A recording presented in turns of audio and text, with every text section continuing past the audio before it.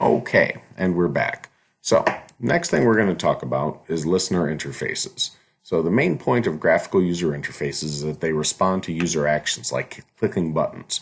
So, listener interfaces are special classes that Java uses to basically make this connection from the GUI objects to some method that executes when the interaction happens. So, three parts of the process. Number one, specify the interface that's going to be used with the class. For example, is it one that's affiliated with clicking on buttons or hitting enter in text fields, or is it with mouse motion, or is it about resizing windows? There's a lot of options for that.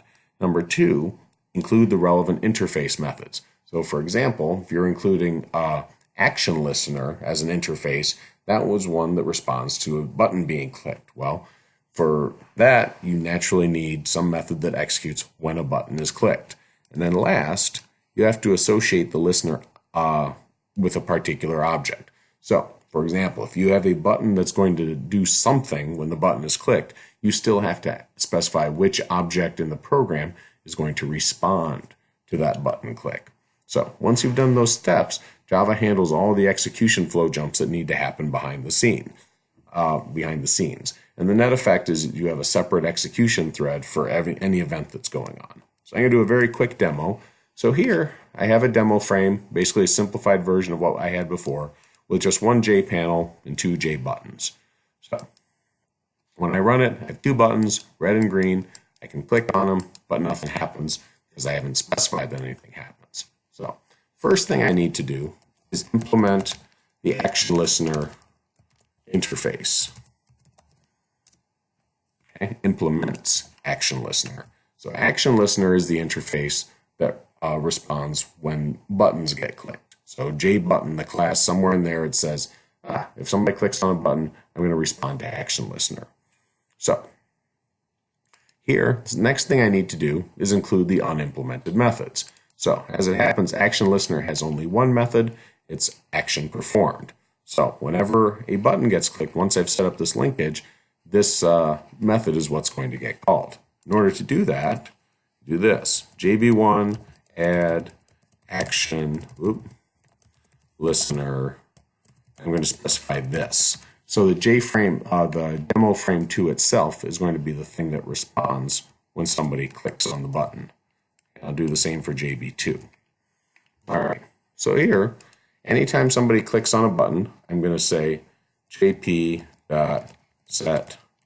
background.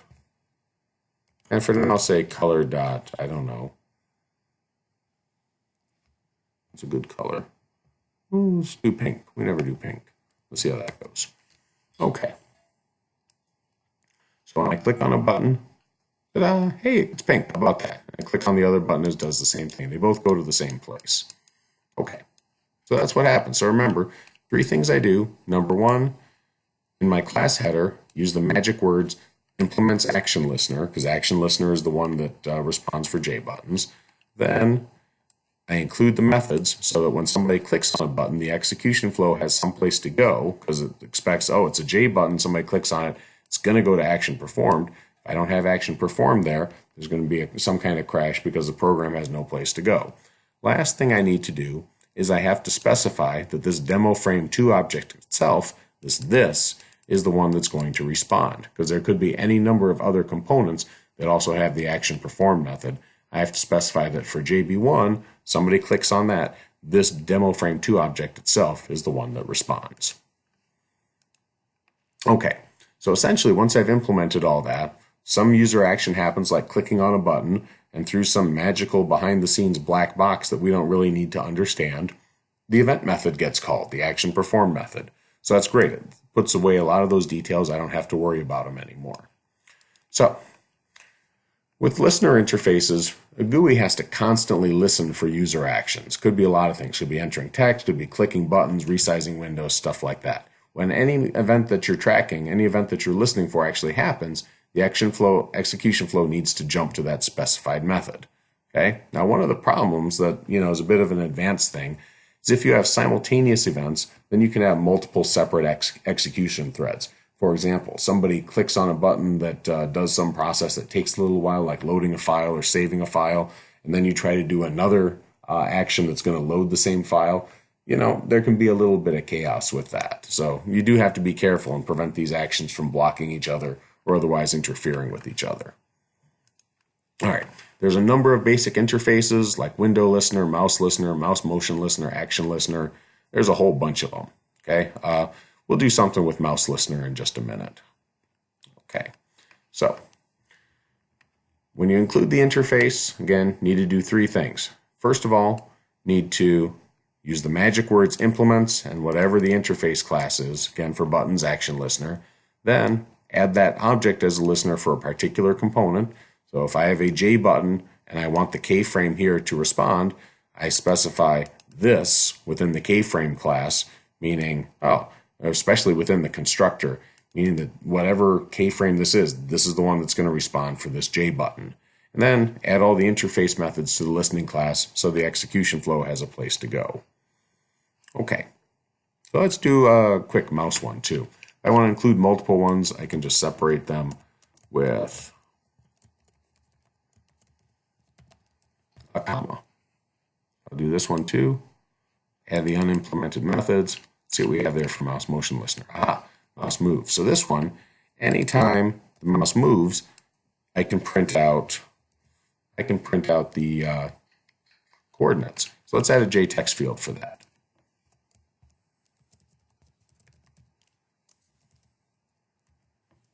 Okay. So and then I'll add it down here. I'll make it not editable by the user. So JTF equals new JTextfield. I'll give it a size 12, make it a little bigger, and I'll add it. And I'll also say JTF set editable false. So I cannot edit it, cannot change it. But I can do this. Anytime the mouse is moving around, I'm going to grab that mouse coordinates. So you say string s equals nothing, right? It's an empty string. Then I'm going to say, well, I'll do this, is x plus me dot get x. Okay, so what I'm doing here, me is the mouse event. So whenever the mouse moves, and I'm tracking that, it's going to generate a mouse event. So this object me here contains information about the event. And the particular thing I'm looking at is the x coordinate at this point of where the action happened. Likewise, I can do another one and get the y coordinate. Okay, and then this little slug of text I can assign to JTF. Okay, so when I run this, anytime I move the mouse around, I didn't set up the linkage. Okay, what do I need to do here? This dot, what am I doing? I haven't done mouse motion listener in a while. I want to do it with the J panel. Okay, so JP add mouse motion listener. Okay, this. I was thinking, which component do I do? So now anytime I'm moving around inside JP, mouse motion listener. Look at that. I'm tracking the coordinates in there. Look, I'm all the way in the corner. Almost all the way to the end. Okay, and I go all the way up here back to practically 0. There I did. I hit 0, 0. All right, so you can track mouse coordinates. Very useful. Okay. Okay, fine. Now, if you have multiple event sources, right, which can often happen, for example, if you have a set of buttons and you want them to do separate things, you can call the event object's getSource method. Right? So down here, I have these two buttons, JB1, JB2. And let's say for JB1, where's my action form? There it is. For JB1, I'll say if e.getSource equals JB1, then I'll say JP set background, I'll say color dot red. I say else if e dot get source is JB2, JP set background color green. okay, just to match with the button. So JB1 is red, JB2 is green. This way, I say, okay, when an event happens, an action performed event happens, that means somebody clicked one of these buttons because that's the only one I'm tracking here. So this action event E, this object, will contain information about the source of that event, basically which button was clicked on. So if the source was JB1, somebody clicked on JB1, I say, okay, I'm going to color it red. And if somebody clicked on JB2, green, I'm going to color the background green. Let's watch. Okay, red, ta-da, green, ta-da. Okay, and that's an easy way to distinguish between multiple objects causing the same kind of event. Okay, so quick recap here. Interface example, if I have a simple button click, notice this code is not exactly perfect and functional, but it's just pointing out in a compact way the highlights. So again, to do a simple button click, all these things in orange. I have to implement action listener. I have to specify that this keyframe object is itself the thing that's going to respond to the button click, and I have to make sure that I include the action performed method.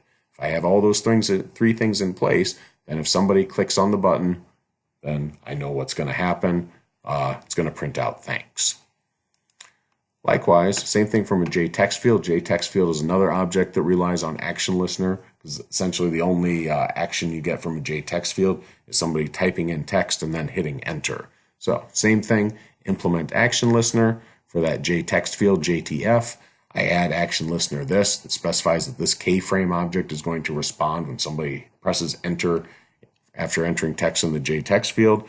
And likewise, I need the action performed method. I got to have something there. And in this case, what this one does, it says you entered, and whatever text I pulled out of there, so e.getSource get text, right? So this is, I know this is the JTextfield, so I can pull that information. I can get the text from it. Yeah, I should really typecast this e.getSource. I should typecast it to a JTextfield just to avoid that kind of problem, though. Okay. Last one, if you have multiple event sources, okay, I have JB1, JB2, JB1 says press me, JB2 says don't press me. I go through the usual things. I implement action listener. For each of the two J buttons, I call add action listener with this so the keyframe responds. And then within the action perform method, I specify the difference. So if the event source, if e.getSource is JB1, well, JB1 said press me, and I print out the message thanks. JB2 button said don't press me. So if the source of the event was JB2, it says stop that. Okay? So those are the things you should know. They'll all be on the exam. There'll be coding questions. It'll be lots and lots of fun. All right. Thank you.